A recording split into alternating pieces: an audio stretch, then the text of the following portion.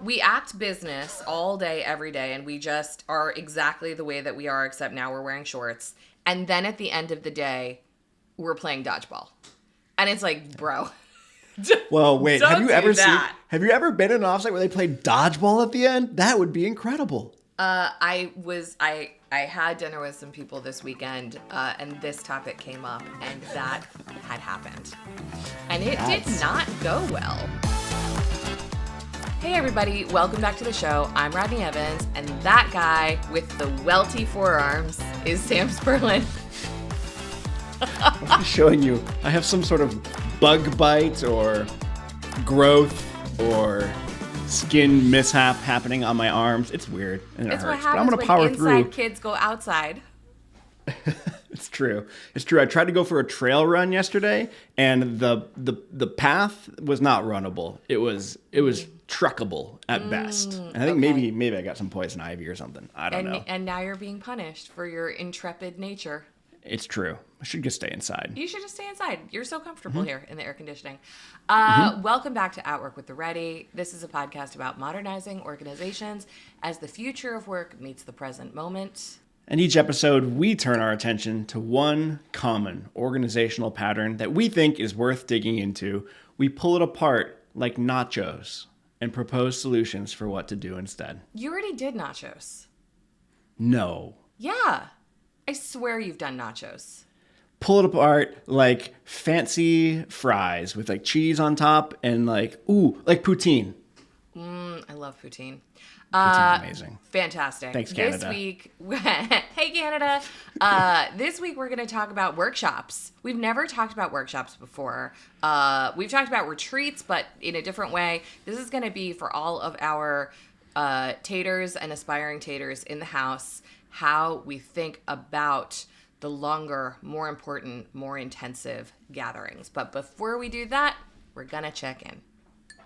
Yes, we are. And my check-in question today is, what item or object in your life has given you the best happiness to cost ratio? Ooh. Can you go first? I absolutely can. Thank you. So, this is a gift. I'm holding up a pen, a brass pen that I received from my brother like 10 years ago. And I have used this pen basically every day for like 10 years. And I'm going to do a little bit of ASMR here just so everybody can experience what's so great about this pen. So it's really heavy. I feel like I'm on a ship. Yeah. You hear that? Uh-huh. And then like putting the lid back on. Yeah. It's real satisfying in the hand, has real good hand feel, easy to put refills in it. I think I've refilled it like 4 or 5 times at this point. I have learned that I cannot travel with it because apparently when it goes through an x-ray machine, it looks like a large caliber bullet. No. Oh no. It stopped literally every single time I have gone through security with it. So this is a stay-at-home pen now. It just lives on my desk. Yeah. And I love it. It's also an inside and it was free. pen.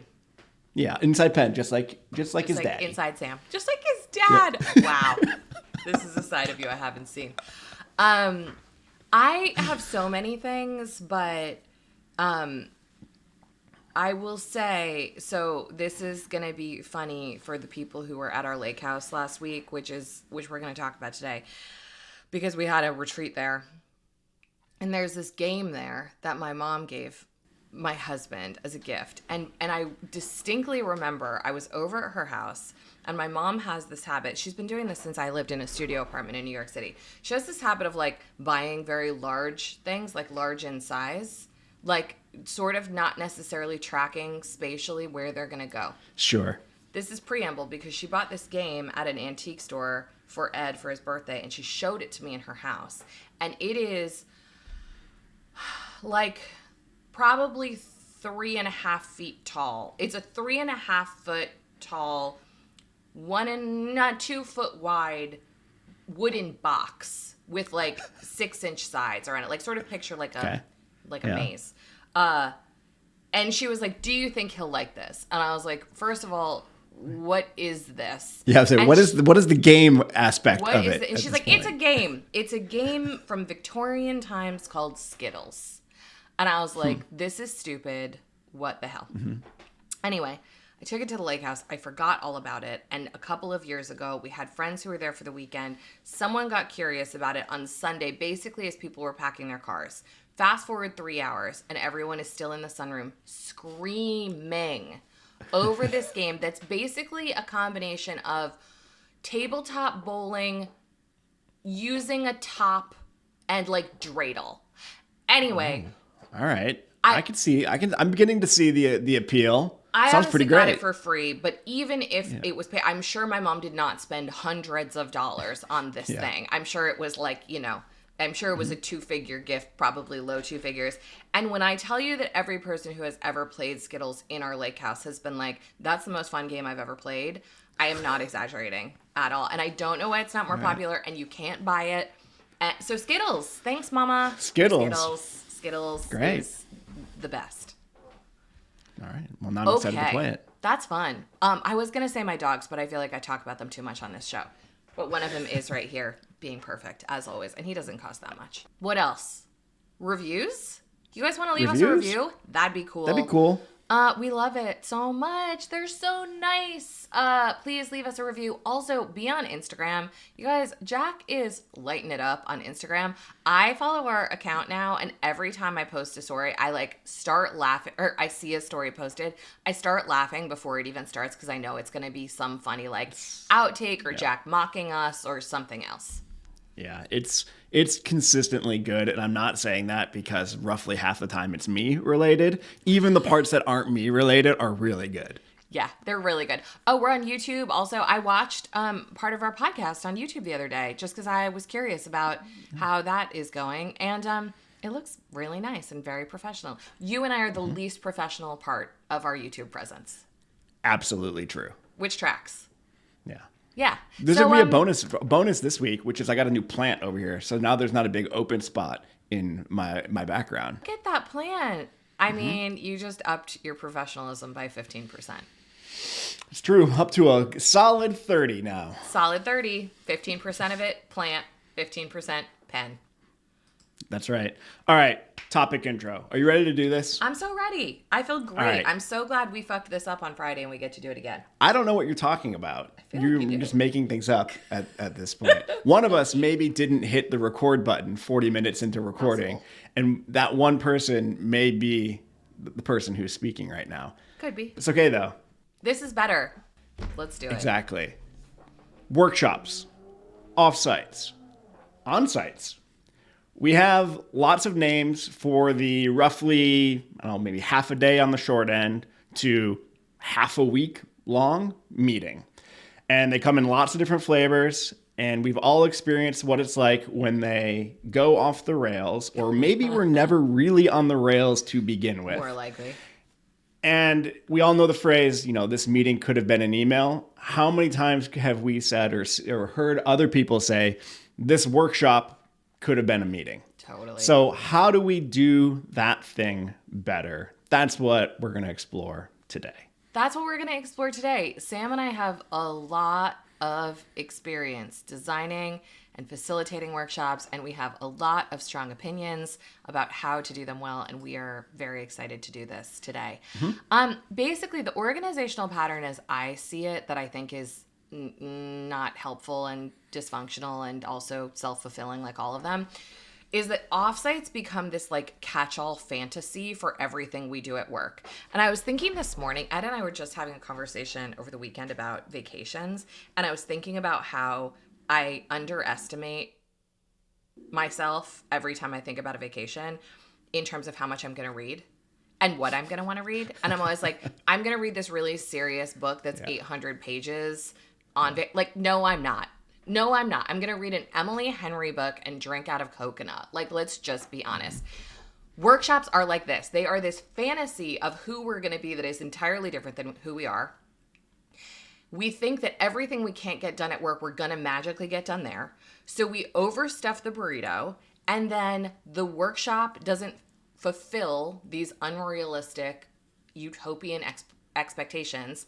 And then, as a result, we only add to the friction back home because we have held this container that's going to fix all our problems. It doesn't. And then the problems persist container free. So That's the essential pattern of workshop malfunction in a lot of orgs. I would say at the Ready, we fell into this for years. Totally. And I'm really excited to talk about what happens and what to do instead. So you want to sort of kick us off with what you see in the wild? The wild can also be our own company and the ways in which we screw this up.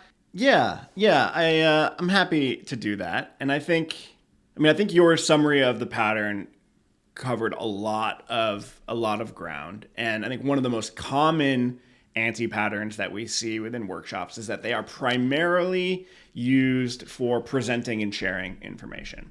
So I've been a part of many workshops or seen many workshops where essentially we have this packed agenda of 15-minute presentations with slides, and somebody has done the work of kind of collecting it all into the same presentation so we can be kind of smooth in between it, because we're together in person, so this is what we're getting from that. I feel the tension in my smoothly shoulders do it. creeping in. Okay.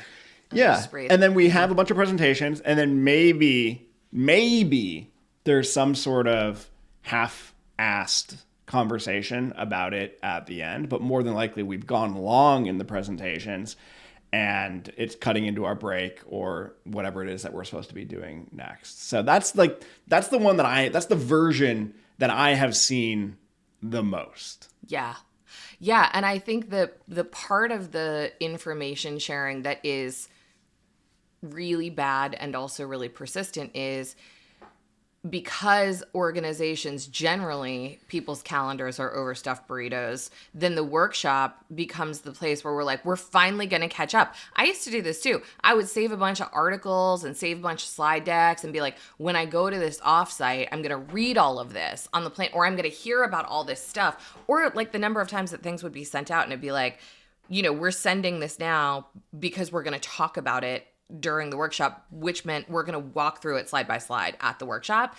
And so it's like, because we assume that we're going to have more space, it feels like the time we're going to quote unquote catch up on all the things that we haven't had time to address.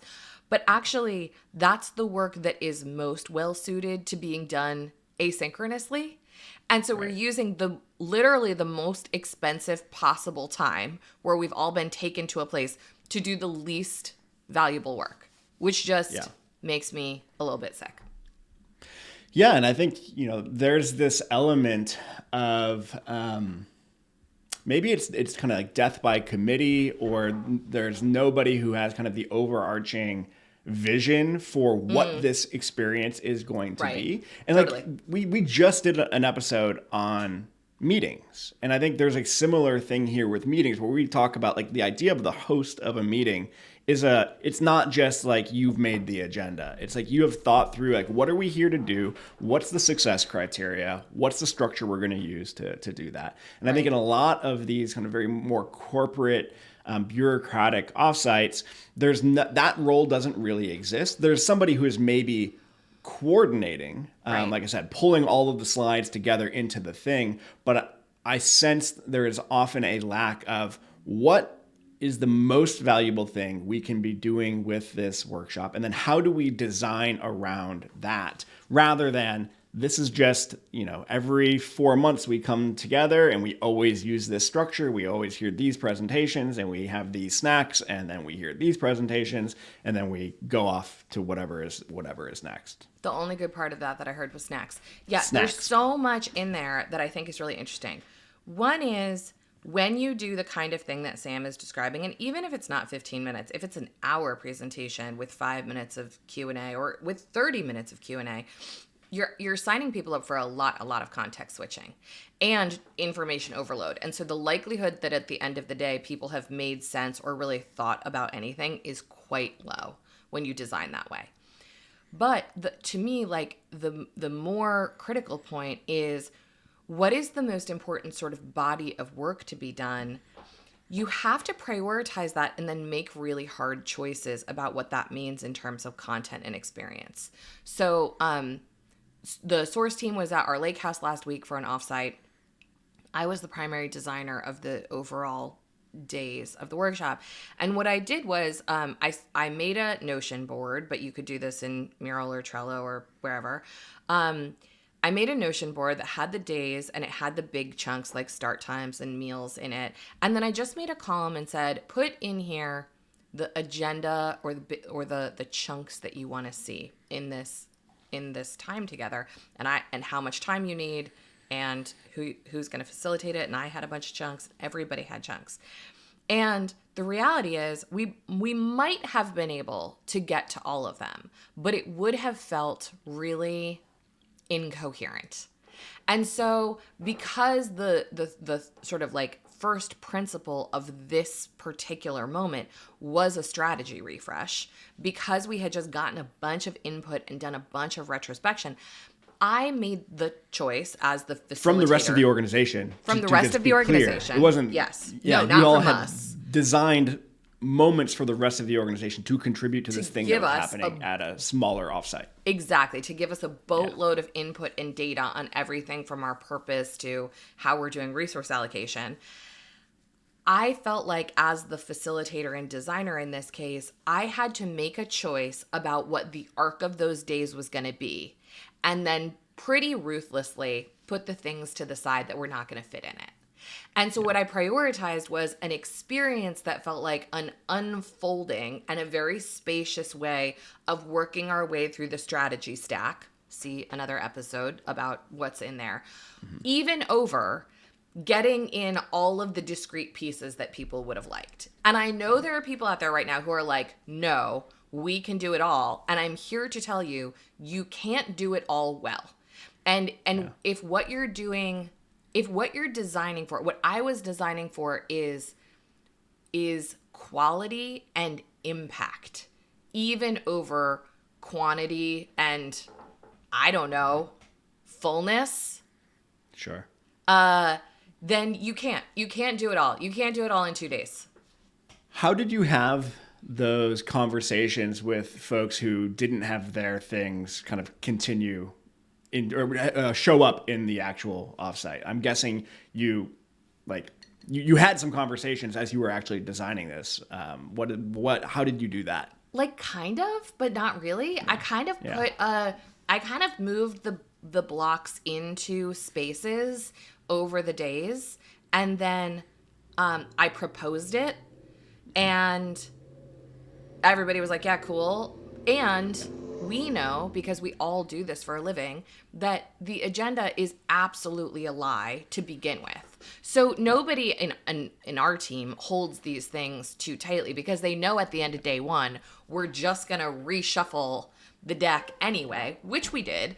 So I was basically like, on Tuesday at lunch, I was basically like, is this good enough for the rest of the day? And it was like, start with a really spacious retro from Colin, do a bunch of strategy context work, pulling out all of the detail from the organization from Meg, first go at the essential intent for me. And everybody's like, yeah, good enough. And then Wednesday morning, it was like, okay, well, a bunch of things happened. Things became more interesting. We reshuffled Wednesday morning at the end of the day on Tuesday. And then at lunch on Wednesday, it should be iterative, like everything else that we talk about, based on what actually happens. I assumed it was something like that because I have participated in enough offsites with the Ready to know that. But I asked it because I have seen in some of our clients sometimes that the setting of the agenda and what is in or what is out for the workshop can be this incredible like exercise in politics. Totally. And like turf wrangling, and just there's so much discord around like who owns what we're doing in the offsite. And then once we're in it, there's this adherence to this is the plan and now we're going to do the plan. That is quite different feeling from what you just described. Totally. I'm so glad you brought it up, because like sometimes it's really funny to me. I don't know if you have this experience with clients, but sometimes I hear things at clients and I'm like, wow, you guys are still doing that. Like, that's what was happening when I had a real job like this, like 15 years ago, but this is still happening, where it'll be like, this person who's like a director level is going to get the opportunity to present this work at the ELT offsite. And that's going to be like this huge boon for them because it's going to be visibility for them, and it's going to really shine the light of power on the work that they're doing as being this really important work. And to me, I'm like, cool, I guess, if that person's work is actually important and relates in some way to what that executive team is doing at this offsite.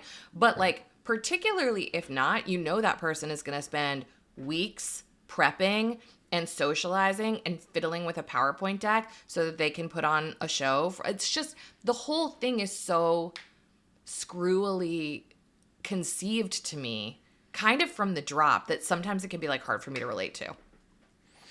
Yeah, absolutely.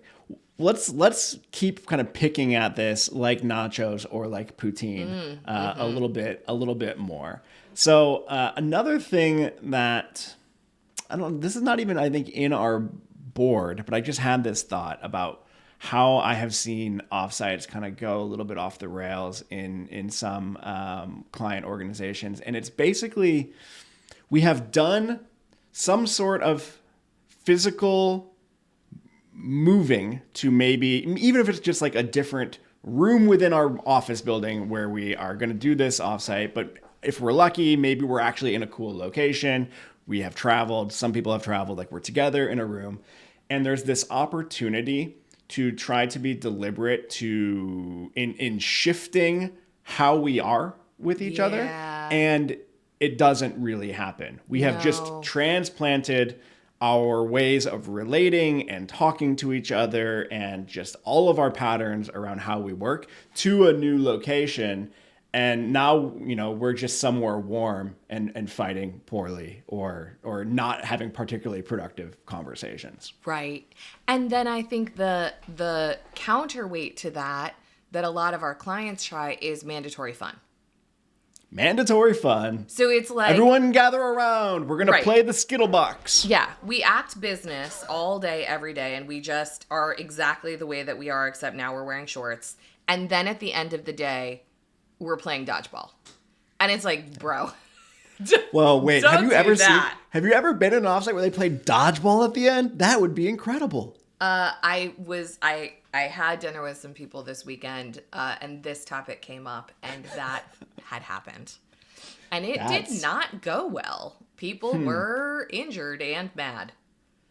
Yeah, I'm realizing I'm sitting here in my almost 40-year-old body thinking about playing dodgeball and imagining myself in, middle school and being like, oh yeah, that was amazing. Yeah, that was really fun. And I would definitely like wrench my shoulder. Yeah, exactly. So how do you third way this thing? Because I do think that there's a third way that's not like business up front, party in the back. Like, what's the other option? Team mullet. Yeah, it's a team mullet. It's a team building mullet. So what I don't think you can do is just like flip a switch and be like, we are going to set aside our entire past as a team, as an organization, and be totally different with each other for these 3 days. And I'm going to forget that every interaction that I've ever had with you in my entire life has had this weird power dynamic that you loom over me. And we're just going to pretend that doesn't exist. Like, no, that's not a thing. But I think one very small thing we can do is understuff that burrito.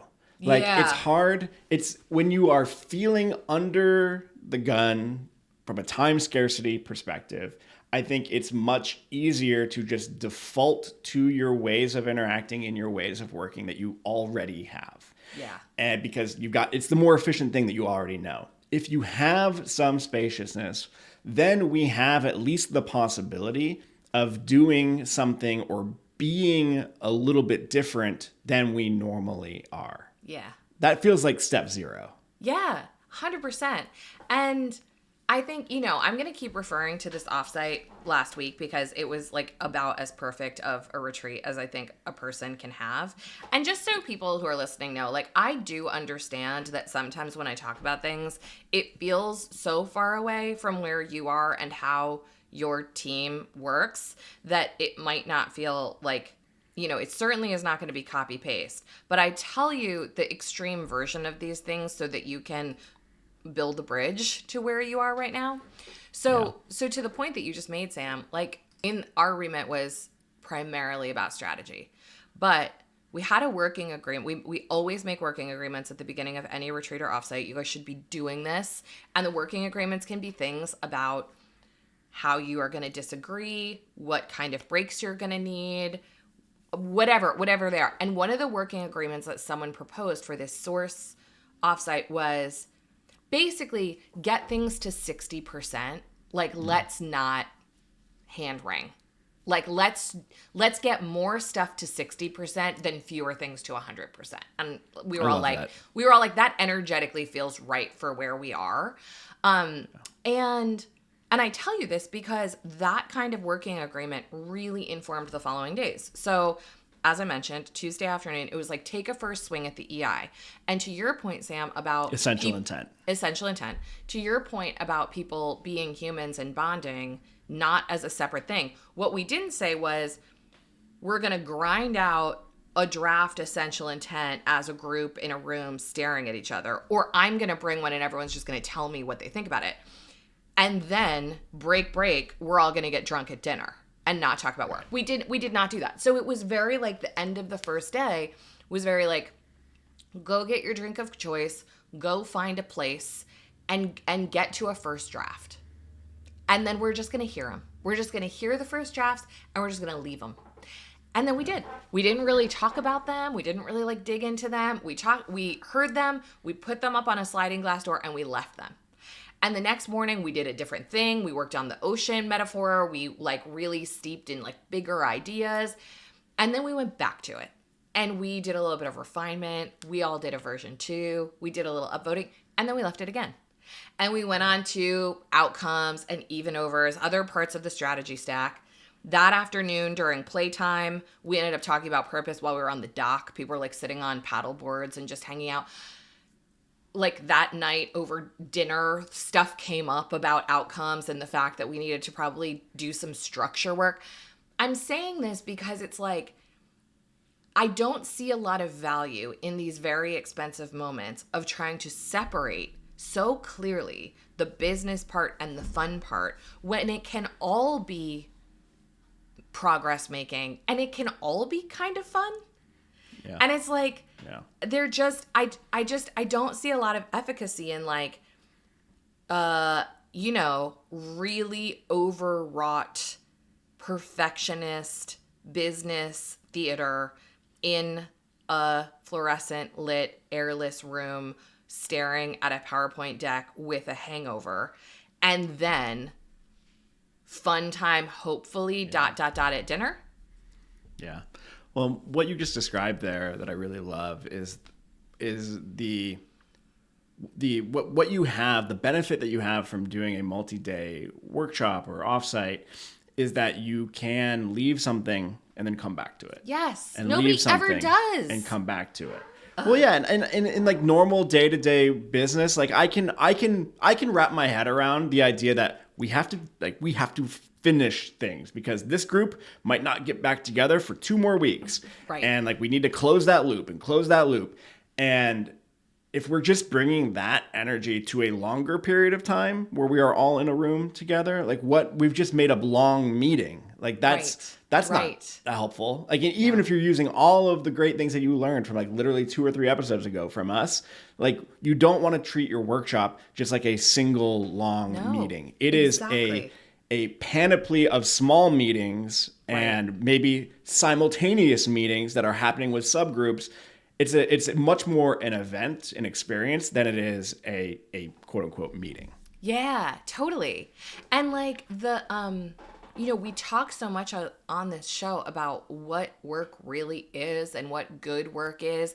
And there's really in my opinion, there's no better place than a protected space like an offsite to try on the things that we're talking about, like actually making stuff. Like working synchronously in a shared space and then talking while you're chopping vegetables in my kitchen about how that went. Like there is so much value in that kind of spaciousness. And again, because so much of our working habits are ported from a century ago and very like mechanistic in nature, when we talk about these things, it's not just because like we're hippies and it's fun, though we are and it is. It's because if you are trying to do really high quality, innovative thinking work as a leadership team, you need ways of working that match it. And a way of working that matches it isn't V14.7 of a PowerPoint deck and arguing about bullet point 7A. Like, that ain't it. And like, just to put a fine point on this, I just did a workshop that was so fun. Hello, London cohort, you know who you are. And I was doing strategy work with them. These were people who don't work together. It was all leaders from different parts of an organization. I was doing strategy work with them, and it was really funny. This ended up being like inspo for the retreat I just designed, because I had them for 2 days, and the first day I intended to get through their essential intents and outcomes and even overs by the end of the day, and I just ran out of time, like, which was fine. I had more time baked in, but it just didn't happen. And so they left with a draft EI, and a couple of them had gotten a round of advice on their EI. And then when I saw them again, they had like gone like in subgroups, like self-organized to go to drinks and like work on their drafts and blah, blah, blah, blah, blah. And they came in a totally different place than where I left them. They were not given homework. They're not asked to do this, but they were just like, we're in it and we're excited about it and we're just doing it. And you can design for that in a workshop. Yeah. And you can't design for it by saying, everyone has to do this and come with a better draft in the morning. You can create the conditions where that kind of thing happens, where you create energy and excitement and creativity, and you put people in a state where they're doing that work, and then they're just going to do it. We're just going to do it. Right.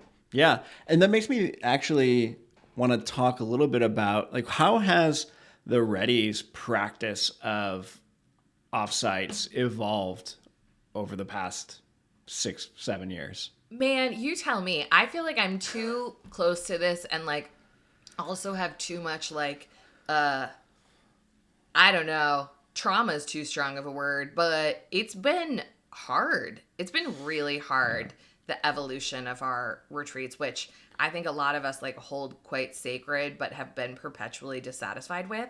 So I want to hear from you what you see as the arc, particularly because I've generally experienced you as more of a participant than a facilitator of Ready retreats. Is that right? Yes. I mean, except for the early days where the practice that we had is that we rotated responsibility of right. I forgot about organizing retreats, which we used to do, which I think is an interesting, it's one of those things I was like, it was an interesting proposal, an interesting experiment. Yeah. You know, you get everybody taking a turn to organize this important thing that we do. So we like shared ownership of that. We also would pair a more tenured with a less tenured member in the duo that was planning the workshop. So you get that kind of onboarding sort of experience as well. And it worked okay for a while. You know, I planned a couple. Shout out to Sharon, who was my buddy at the time of the one that we organized. Was that the one where we were in the barn? I feel like that doesn't narrow it down. There's been several where we've been in barns, but I believe we were in a barn, and it was definitely one of the ones where I ate some secret avocado and felt bad for a while. It wasn't a secret, Sam. Which is everyone knows. Ongoing. Everyone knew there was avocado in that. You just everyone except me. You just refuse to acknowledge. That was a good retreat. That was fun. That was a good one. Okay, well, thank you. Yeah. Thank you. And like I said, good idea. I think what we learned though is that for the way we do offsites, retreats, it's a crap ton of work. So much work. And you build actual skill in designing and facilitating and developing these things over time, which we weren't getting the benefit of people building on that. We just had someone brand new every time and having to recreate the wheel every time. So eventually, actually spun this up as an internal role that someone could dedicate real time and attention to. But what we didn't do was say, hey, person holding that role, you have to figure out every little thing and facilitate every aspect of it. They're just designing the experience, and there is still a expectation that we have shared ownership over the content that is going into it, which I feel like we are continually refining the way that we figure out like what is going to be the theme and the content of the retreat, which I think has been good. I mean, I think broadly the way our retreats have changed over time is that we have started pulling more stuff out of the burrito. We had way overstuffed burritos that were really focused on the work, capital T, capital W, and probably felt very similar to some of our more, bureaucratic clients, where we were like trying to like crank through a bunch of stuff. And over time, we have really backed off of that and made it much more spacious. Instead of having like 4 things that we're trying to do every day, it's like 1 thing in the morning, 1 thing in the afternoon for like 2.5 days. And trusting that we will use that time well, that we will find things that we want to dive into more deeply, that as we've grown, there's actually a lot of benefit from like breaking into groups and having groups go do different things related to the same topic. So it's become more of a complex system than a complicated system. I think we were trying to really finely tune that engine in early retreats because they're expensive and people are flying in and they're expensive from money and time perspectives. You want to treat it really seriously, and somehow like letting that impulse go a little bit has actually made them much more effective and something that we look forward to a little bit more. That's just one angle, I guess, you could take on that evolution. I think that tracks for me. And I think just to pull out a couple of really practical lessons from that, one is in retreat design, if you're like an executive listening to this or you're an org designer who does this, you probably need 3 roles minimum to host a really good retreat. You need, and I'm talking like a larger one. Like we probably didn't really need this for Source, but also these roles kind of existed anyway, and it was pretty self-managed because it's a small group that works together a lot. But regardless, you really need someone who's doing logistics. At the Ready, it was a shit show when we were doing that rotation, and everybody basically had to learn how to be an event planner. And it was like, that's a skill that people have. Like, let's just not try to learn that. So like operations or logistics, like finding the place, doing the meals, getting the tech, all of that stuff. Design, which should be in a feedback loop with the participants to understand what's up, what's in the water, etc., and start to put that narrative agenda together. And then facilitation. And we in the last few years have really come to rely on external facilitation for the Ready, which I think surprises people sometimes. But, when I was one of the designers and now that it's Sharon, like we work very closely in the design, but then it's really helpful and really important, I think, to have a third party who both weighs in on that to be like, you're doing too much, this isn't going to land. Are these people really the right people to be having this conversation? Like to have someone to really bounce things off that's pretty objective, and then to be the one that is holding the container and is like keeping time and paying attention, and that you have someone to turn to when inevitably things change and say, hey, it felt like there was a lot in there that we need to dig deeper into. How should we do that? And they're like, let's have lunch and talk about it. And then they figure out the pivot for the afternoon. Yeah. And like, obviously we do this for clients, but we have someone do it for us because it's really difficult to be a participant and hold all of those roles. Totally. That was going to be the point I was going to make there, is that if you have an actual kind of content-based role on the team, it's really hard to hold that role and also be the designer and facilitator of the session. So, look into that third party help. Hey, we do that. Yeah, you can sorry. Call us. I have one kind of last maybe hot take. I don't know, lukewarm take. In this, my friend Molly calls it sleepy time tea when you have something that's like not really gossip hotness. So anyway, it's a sleepy time take. Yeah, sleepy time take. Patented Sam sleepy time take is nice. In this, if your team is primarily hybrid, which I feel like most teams are nowadays, and you are coming together for an in-person workshop or retreat, I think you would be really well served to use some sort of ratio like 20% real work, 80% building relationships with people on the team. I have felt at the ready that the main thing that I get out of our retreats is remembering that the videos that appear up on my screen or the words that show up in Slack that piss me off from time to time is a human being who I enjoy, who I got dinner with, and we laughed about stuff, and we had a good time. And I think it's only natural that those good feelings do fray over time because we are placed in roles where we are like counter each other, or Slack is not the best necessarily medium for getting nuanced things across. Like relationships break down. And if you're going to be working in a hybrid way and you have an opportunity to come together and do things to build those relationships back up, even if we're quote unquote not productive during that time that we had together, you have just amplified your productivity for the rest of the time that you aren't together, which is your default, which I would imagine in the math that I'm doing in my head comes out to far more productivity than if we had just been hyper productive for 2 days in person. Totally. I totally agree.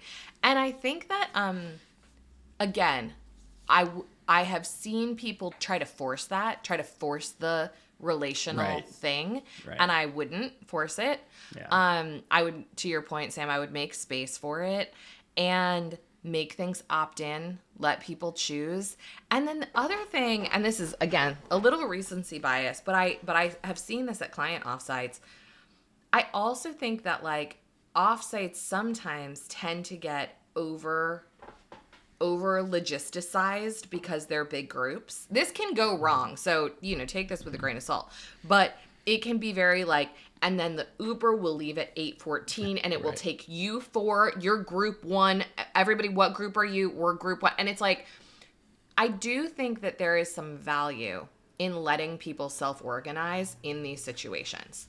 How they're going to get to dinner and letting some of them walk or take the subway or stop for drinks on the way or rent city bikes, whether it is saying to them, figure out your own breakout groups, which I do at clients all the time and feels to me like its own kind of like team building exercise. When I say okay, I need you guys in groups of 5, find 5 people who you are quite interdependent, the most interdependent with. Guess what? Like in their figuring that out, they are learning a bunch of stuff, and like they are creating some of that relational glue by solving problems together, even if they're very basic problems that just like need to be solved in the course of a day. I'm sitting here laughing because I'm wondering if our mental models of what it looks like for a group of people to be like in a workshop or retreat sort of situation are basically formed when we're in elementary school and you need adults to give you all the logistics because you don't let a bunch of second graders figure out how to get to where we're going. And we've just like adopted that as humans, and now we're in a retreat and we're like, well, tell me where I'm supposed to go and what car I'm supposed to be in. I'm like, no, like we're all grown ass adults. We can figure that out. Give us a problem to solve. The problem being be at the restaurant by 8 and it's 5 miles away. Is a thing that we can handle, and most of it, I think there's potentially some. We have lost some of that muscle potentially for like figuring that stuff out, and it can be reawakened, and it's fun along the way. It can, and it's funny that you say that. So I was having like a little bit of heartburn before I hosted this thing at our house because we host people at the lake all the time, like big groups of people, but as people who listen to this show know, my husband was a trained chef and worked in restaurants and went to culinary school. So he handles food, and he is one of those people that like you tell him the number of people and the dietary restrictions and he just walks through a grocery store and buys ingredients and then there's meals. Like I don't know how and I can't. And so obviously Ed was not coming to this retreat and I was super stressed out about how to feed people. And I just was like, you know what? We're going to self-manage this. I made a spreadsheet. I was like, grab a meal that you will prepare, get a helper if you need to. Here's categories of fill in the meal that you're going to prepare and clean up after and the groceries that you need to make it happen. And again, what was funny about this is this turned out to be actually one of the nicest parts was like making food together, eating these meals together that weren't in fancy restaurants, like being on our deck and eating hot dogs and drinking Miller Lite. Shout out Miller Lite, sponsor me. And having the best time ever. And what's funny about this is I remember a time that I was working at an investment bank and our team did not have any social glue, and it was very much a snake pit, and we were taken to a cooking class to bond. And we were like separated into teams in this very like locked in Tribeca. Here's your knife and here's your little apron, and we're gonna like learn how to bond. And I was thinking about how funny it is that like we did that as a separate exercise to solve our relational issues, as opposed to last week where it was like we did this as a team to feed ourselves, and we probably got better quote unquote results in terms of the actual bonding. It's just like it felt to me like such a funny parallel of like same activity, different intentions, very different outcomes. It was just funny. It was just funny to remember. Yeah. That's making me think of so many like variations on that theme, because I'm thinking about I had this experience where it was two different organizations doing like at different times, but they did the same activity for their like fun, whether it was forced fun or not. I think it was opt-in in both cases. Okay. But it was going to Top Golf, so like a driving range, basically. It's a lot of fun. So fun. And in one case, the leader of the team was like not a very good golfer and was very like self-conscious of that, and like maybe took like one swing and like the rest of the time he just kind of like hung out. And the other team also, boss, not that great of a golfer, but like was in such a different headspace around like having fun and like trying to learn, and having the people on his team who were better at golf like give him tips and like try to like improve his swing as he was going along. And those two experiences like just really stood out to me in terms of like what the impact of the quote unquote leader of the team, like how they show up to the thing, the experience that everybody else has from that. Yeah, that's so interesting. I mean, I was like a little bit sheepish about saying like, I don't know how I'm going to feed you guys, and I'm nervous about that, and I need your help. And like, it was not a big deal at all. And our colleagues were probably like, yeah, we solve like really difficult problems all fucking day. Like, we'll figure out how to feed ourselves. We can feed 6 people for 3 days. Like, it's going to be fine. We'll be all right.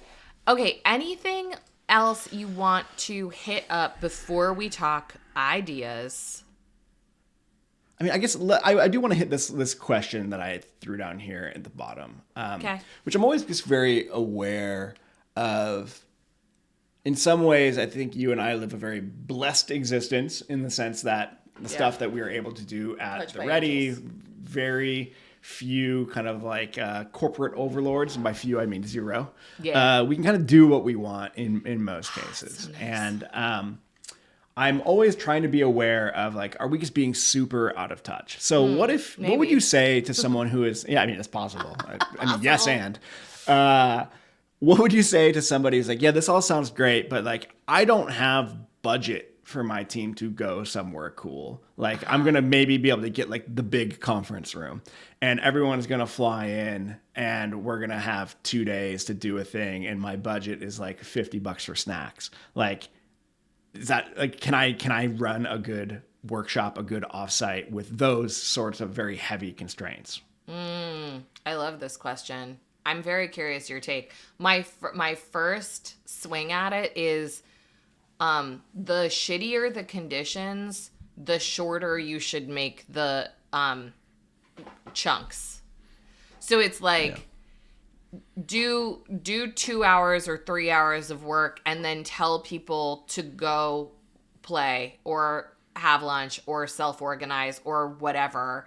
Like, if you are in the big conference room and you don't have an external facilitator, a great design, swag, experiential stuff, kayaks, experiential stuff to make it fun, don't make it long because like you're already in an environment that is going to feel like more of a grind than if you were to transport yourself to somewhere. So don't add to the grinding nature of it. And I think anytime in situations like that, you can facilitate the things that you would do anyway differently. So like maybe my final example from last week, but you know what? No promises. It's my show and I'll do what I want. So we, drafting, unfolding, rounds, voting, unfolding, see what happens. Wednesday morning, I'm like, we should probably walk out of here with a draft of our stack of pancakes. And so I was facilitating. And what I did was I asked for help and we wrote the existing draft of each of the pieces. Purpose, essential intent, second half of your outcomes, second half of your even overs. On flip charts, we spread them around my house. And then rodeo style, I set a timer and I said either alone or in a pair, because uneven numbers, 6 of us, 4 components, you have 5 minutes to make one of these things better and then rotate. So everybody got their hands on each of the things. And at the end, there were pretty much final drafts of all 4 that had been like tweaked and wordsmithed and messed with by every member. And then I made a proposal to the group that was basically like, okay, final drafts, any last tweaks? And then we consented. That process of finalizing draft strategy took, I'm going to say, less than 45 minutes. And I say this as an example of what clients generally don't do in the big conference room is something like that, where it's like, put up work in progress, have people write over each other's stuff, have them do it pretty quickly, get to good enough, propose it, stamp it, get out of there. So like, if you can't make the conditions ideal, at least take a fresh set of eyes on how you're going to get the work done within the constraints you have. Yeah, and with that extra focus of like actually getting something over the finish line and then getting out of there is probably the move when the place that you're in is not a place you necessarily want to linger. Yeah. Like I can't imagine your nice conference room is the type of place where you just want to like hang out all day as compared to your dock on paddle boards. Yeah. Better than a conference room. Probably.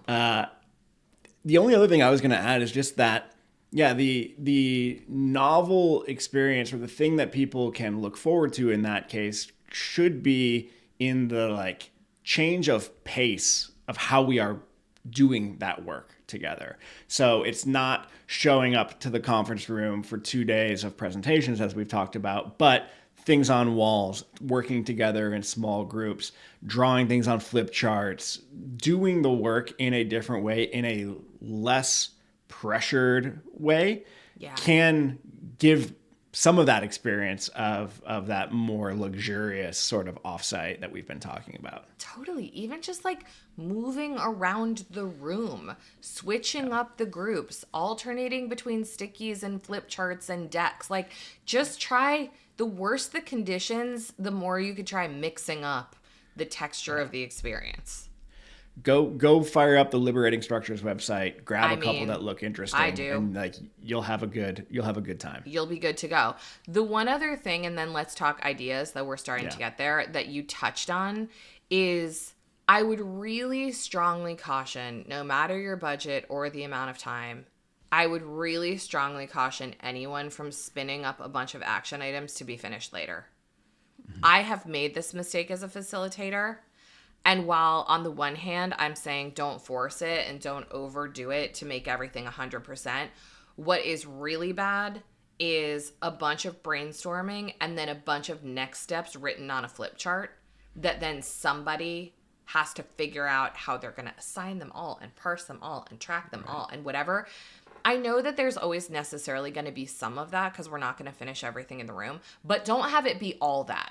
Like that feels like you're just perpetuating the pattern that we started with at the top of like, someday I'll be a different person and I'll have a different amount of time and attention. And now we're going from that time is the offsite to that time is back at my day job. And it's like, guess what? You're the common denominator. This is going to keep going this way. Yeah. And is the way that you kind of match that up to the 60% thing you were talking about before, is that was that you were getting a handful of things to 60% as opposed to like 50 things to 60% and then being like, we'll get the remaining 40 later. It was like just a couple of things that you were getting to that point. It was a handful of things. And I would say we probably got those things to 90% over 3 days. But we didn't try in one session to do it all. Because like holding yourself to 60%, you'll get it to 90 because we're like more relaxed about it. Exactly. If you're, and this is the other hack is people think that by being like super serious and super professional in these contexts that they're going to get more done, and you're not. You're actually not. When people are in a place of play mentally, it's so much easier. It's so much less friction. And there's so much more flow and there's so much more ease when you let people do work and then marinate in it and then come back and then it's surprising. People think it's like not real work, but actually it's just better work. Yeah. Yeah. I love that. So Sam. So Rodney. Let's wrap it up with some ideas, some like easy takeaways, though I hope people have some from the last 50 minutes because we have talked about a lot of tactics. But give them some stuff to write down. A bit more than usual. Yes. Okay. That's true. Design with fun in mind, but that doesn't mean mandatory fun. So as you were talking there at the end, it made me think about this thing that I often do for the like kind of more corporate-y workshops where I'm in there for a day or 2 days. I will put piles of Play-Doh and Legos and sometimes pipe cleaners just like scattered throughout the room. And at no point over those 2 days will I use them in any directive way or even mention them. Yeah. And usually it only takes one person, 20 minutes into the first day to just start idly playing with a fidget spinner or like building something out of Play-Doh, where suddenly you've got a room of SVPs like having really deep strategy conversations while literally, I'm not exaggerating, one was wearing a little hat made of pipe cleaners that they had built over a day. And they're just like having that conversation.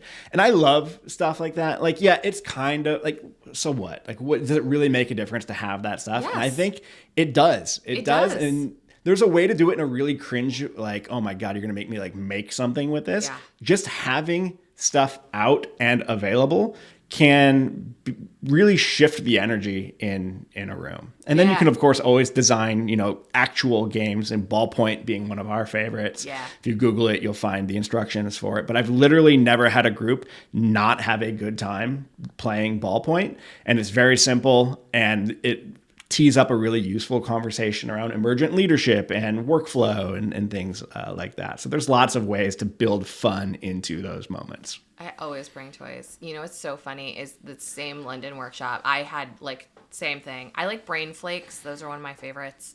One of my preferred Amazon orders. I have no idea what that is. Okay. They're like building blocks, but they look like little cogs that fit together. Anyway, I like what people make with them. And one of the participants was sort of like a little bit leaned back in her chair, and she said, we had not even started yet. The stuff was just on the table. And she was like, whatever this is, can I be like the note taker or something like that? And I was like, oh no, it's not anything. This is just for you. I'm not going to make you do anything. And she was like, oh, thank God. Yeah. So bring toys, but no mandatory fun toys.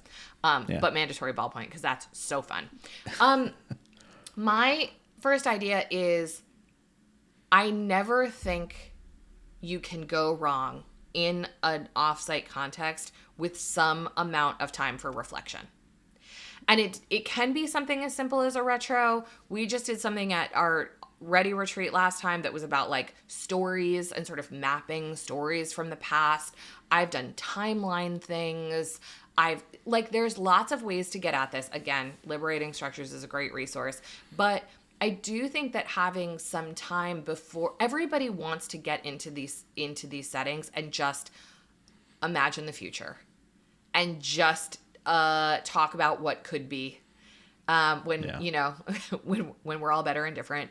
And I think that the shared experience of making sense of what has happened since we were last together or over a particular period of time, it is really, really valuable. And I do think that it shapes the work that we end up doing together in ways that are difficult to predict. Yeah. Yeah. Yeah. Absolutely. All What right. else you got? One more thought. One more thought for me is just taking a more deliberate kind of design thinking approach to actually creating these things. So not just figuring out like, all right, how are we going to fit all of the stuff that we normally do, or who all has a thing that they want 15 minutes to do, but actually thinking about what are the outcomes that we actually need right now from this moment of coming together. And then kind of connected to that, I don't think you can go wrong thinking about what do we want people to feel at the end of this. Yeah. And when you've got some agreement around what those things are, then you can start to make design decisions that build toward that direction. And then I think if you want to go kind of one step later is that you actually, or one step better, is that you start to build connections between these workshops over time. Yeah. So what is the narrative arc over the last 3 workshops that we've done? And yes, of course, some new people have joined who weren't there 2 times ago, but part of that practice is bringing them into the story of what has happened so far and where we are going next, so that each of these workshops don't feel like they're totally discrete, standalone things, but are connected to what we were thinking about and doing in the past. Yeah, I love that. My last one that just occurred to me is if you're designing this or hosting it, try to think about one thing that would make it feel special to people. Yeah. And, you know, we've talked in the past about pins. When I did that London workshop, I gave them all pins and told them about our ritual. Last week, I wrote everyone on Source a card and gave them like a small token. Yep. It doesn't have to be a physical thing, but again, in the conversation I was having with friends over the weekend, there was a really funny t-shirt created. It doesn't have to be swag, but like I think people having some marker of this as being an experience that isn't the day-to-day is really nice, and it is probably more powerful than people give it credit for. Totally. And so if you're the facilitator, you know, again, it doesn't have to be expensive, but just think like, what is one thing that would make this special and memorable for the people who are here? And if you can, do it. I love that. And just to kind of connect my last one to that one, something we did at the Ready was we wrote notes to our future selves at a retreat. And then I think it was like 3 years later, 4 years later. I don't remember how long it was. It seemed like it was a long time. Those of us who were still around got those back. Yeah. And we read, you know, what we were thinking about and hoping for our future selves from something that we wrote in a retreat. Like that was like, I had completely forgotten that we had done that. So getting that at that retreat was really meaningful. Nice. I love it. Okay, Sam, Cool. 2-minute closing round. What'd you We notice? done. That's not I how you do noticed. closing round. Okay. Sorry, a little stretch. That's What did all I right. notice? I noticed this version was better than our failed one from last Friday. Really? All right. I think so. And I noticed that it had this conversation has made me look forward to the next client sort of full day offsite that I am in charge of or at least involved in, and kind of push myself and push them a little bit more outside of their default moves, I think. I love it. I just noticed how you really can't separate the content and the design. The design, you're everybody wants to have outcomes for something like a retreat, and I don't think there's anything wrong with that, but move quickly from that to the experience that's going to get you those outcomes, and the experience isn't just the information that's going to be conveyed. Yeah. It's how people are going to experience this time together. And I think it can be very easy to get focused on the content and forget about the rest of it. And the content is not the most important part. Booyah. There we go. All right, should we wrap? Yeah. All right. You all know we're always looking for new topics for the show. So if you have an organizational pattern you're having trouble changing, shoot us a note at podcast@theready.com. This show is engineered by Taylor Marvin and produced by chef, producer, extraordinaire, Jack Van Amberg. At Work with the Ready is created by The Ready, where we help organizations around the world change the way they work. Thank you for listening.